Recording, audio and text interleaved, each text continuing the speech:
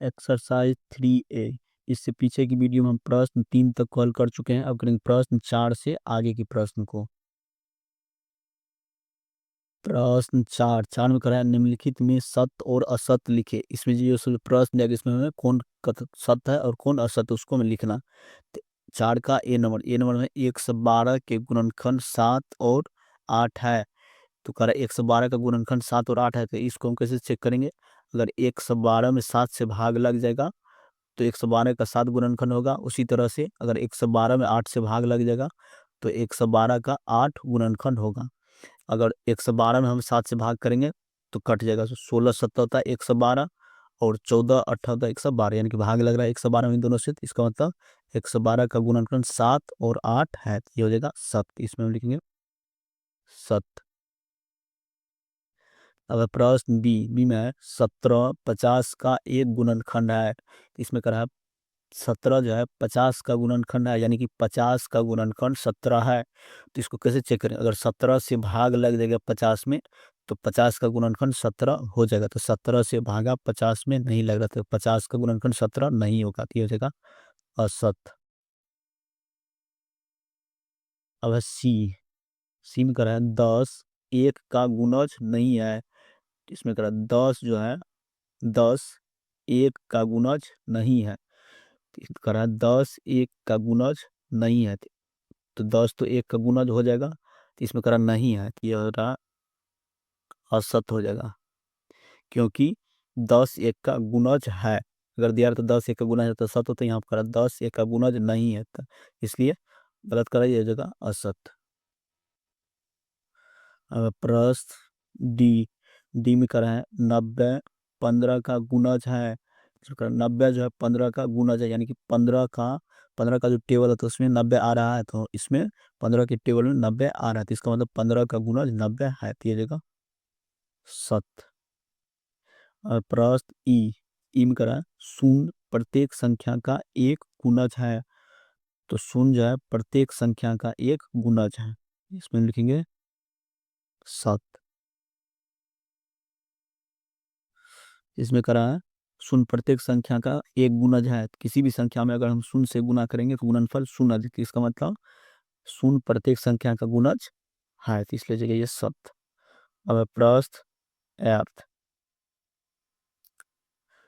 प्रश्न एफ में कर 25 के गुणनखंडों की संख्या 3 है। तो 25 का गुणनखंड 25 के गुणनखंडों की संख्या 3, तो 25 में जिस जिस संख्या से भाग लगेगा वही संख्या 25 का गुणनखंड हो जाएगा। तो 25 में 1 से भाग लग जाएगा और उसके बाद 5 से लगेगा, उसके बाद 25 से। इसका मतलब 25 का गुणनखंड 1 5 25 3 ठो आ रहा है, तो इसमें 25 के गुणनखंडों की संख्या 3 है, तो ये सत्य। इसमें लिखेंगे सत्य है। अब प्रश्न जी में शून्य प्रत्येक संख्या का एक गुणनखंड है।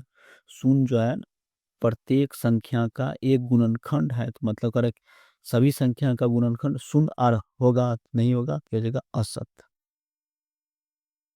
शून्य प्रत्येक संख्या का गुणनखंड नहीं है। इस तरह से हम प्रश्न 4 को बना लेंगे। अब प्रश्न 5 में करा क्या 64 एक संपूर्ण संख्या है।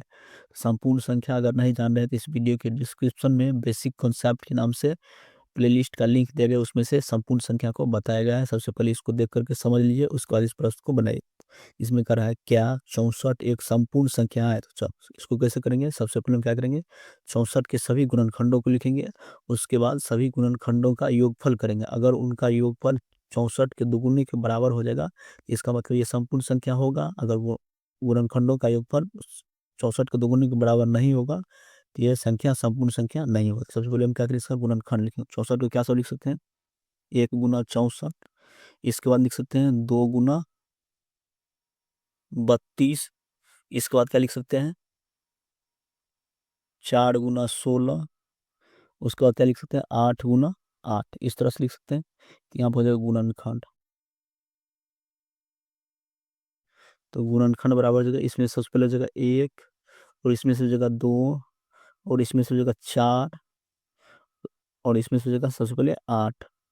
अब इधर से लिखेंगे तो इससे तो 8 तो लिख चुके हैं। अब इसमें से लिखेंगे 16, और इसमें से लिखेंगे 32, और इसमें से लिखेंगे 64। तो 64 का गुणनखंड ये सब हो जाएगा। अब यहाँ पर हम लिखेंगे इसके सभी गुणनखंडों का योगफल करेंगे। यहाँ पर लिख लेंगे गुणनखंडों का योगफल। इसके सभी गुणनखंड को जोड़ेंगे, 1 जोड़ 2 जोड़ 4 जोड़ 8 जोड़ 16 जोड़ 32 जोड़ 64। इसके सभी गुणनखंडों का अगर योगफल करेंगे तो ये जगह योगफल करके